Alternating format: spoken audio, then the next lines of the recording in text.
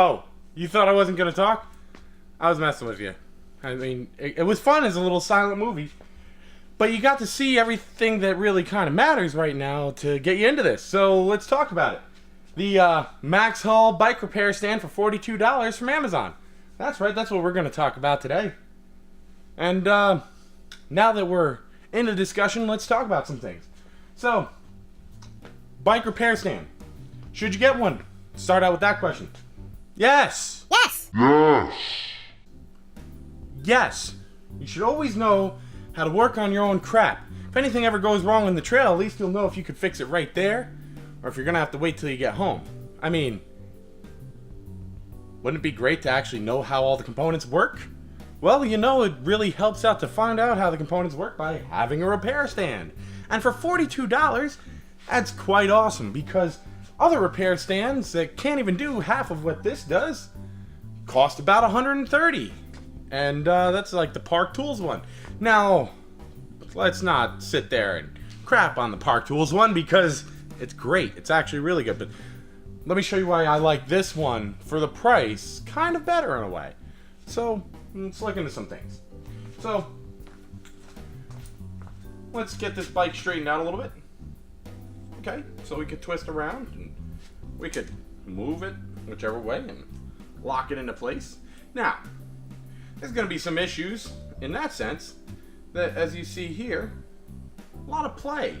You know, wouldn't find that really on the Park Tools one too much, because it's all metal construction where the head of it is. But, I mean, do you really need your bike in that orientation? Even if you did, still held it there. So, anyways, let's get into some things. So as you saw me do the height adjustment, well, that's definitely good. It does serve its purpose. I mean, I had, when I was doing my dropper post cable in my other bike, I had to really hold it by the back and just leave the front wheel on the ground to get a lot of that pressure off of the joint.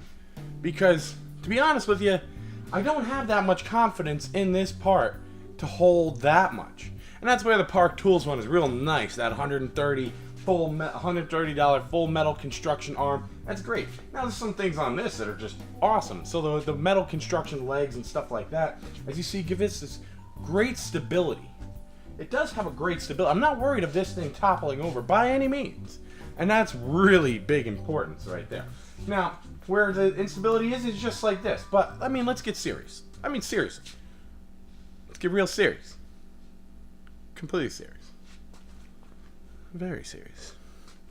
Incredibly serious. Anyways, we're gonna pedal the bike.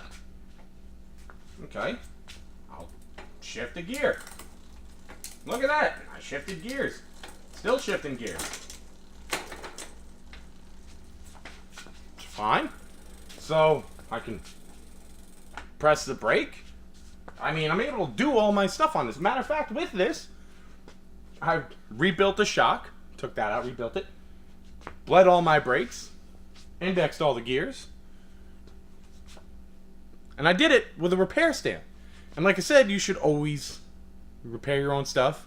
Only thing I don't do is true my wheels because I don't have the patience for that, but you should really repair your own stuff, and I should learn that as well. But we're getting off the topic of that, but you should repair your stuff yourself, and this is great. $42, you can get right into the repair game. Start spending some of that extra money on the tools and stuff you'll need, maybe to remove the bottom brackets and things like that.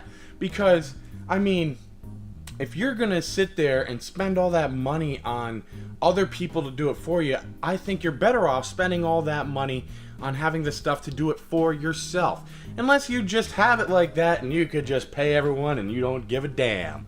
Hey, maybe you do. Not me though, so I'm gonna just work on my own stuff.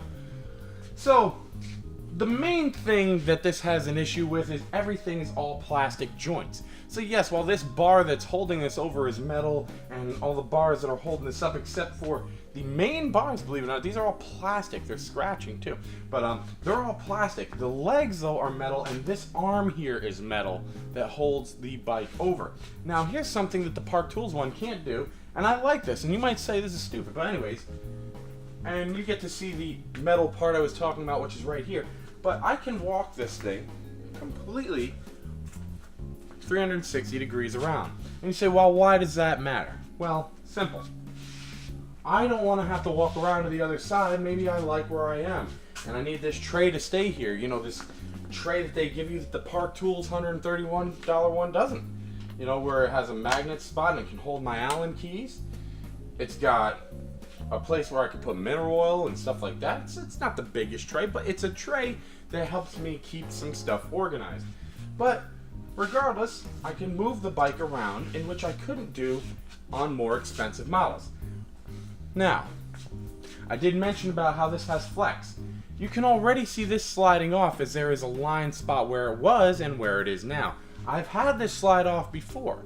It's something more you have to keep conscious. It does keep a conscious mind of. It doesn't happen all the time, but it does happen where this is coming off, because this is a little bit at a downward slope, and with the movement that I've been doing for the video and stuff, it's kind of wiggling its way off, and that is where our faults lie. Like I said, it's just like all your brake levers. You tighten them and they squeeze together onto the bar. That's what these are doing. You tighten them and the plastic squeezes together on there. Now all these, if you ask me, work great. All these ones work fine. The ones where I can twist it and have it stay. Because when I let it go of it, that's not the bar twisting. This part is fine. It's this twisting, the head unit, that is twisting. And that's where it's losing its stability. It's not losing it here. So all these joints are completely fine with no issue. It's just this thing right here. Another thing I discovered recently, it's another great thing, which the other ones are a very one-handed technique, and like this is, if I want to turn the bike and change its orientation, this is also, and I didn't even actually realize this before the video, all the time I was using this, this is actually a one-handed operation kind of thing going on, which I didn't realize that. I thought it had the wing nut underneath. I thought I had to tighten the wing nut with my second. No, it's a one-handed operation, makes things a lot better. So, wrapping it all up, simple as this. It's awesome. It's $42 for you to start working on your own bike. Spend all that extra money that you would have spent on a Park Tools stand and buy some Park Tools, because they do have the best tools. Go buy some tools that you'll need to get the work done on your bike, because you'll save a lot of money in that way, and it's great to know your own stuff, set it your own way, to know how things work on your bike, and just overall have that satisfaction of knowing I did it, I can do it, and I don't have to pay someone else to do it.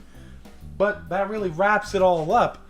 I hope you enjoyed this review. If you have any questions, feel free to leave them in the comments below. I'll be happy to answer whatever I can. Make sure you subscribe down there. You can also hit that bell icon, although who knows what that does anymore with YouTube, like I say in every video at this point, because you kind of have to. You know, you can always follow Twitter at ReadySetGame87. And then you could also, you know, make sure you like, favorite, share, you know, like I said, comment, dislike, whatever you're going to do. Just show some interaction. Anyways, for all those who like watching my videos, I'll see you next time.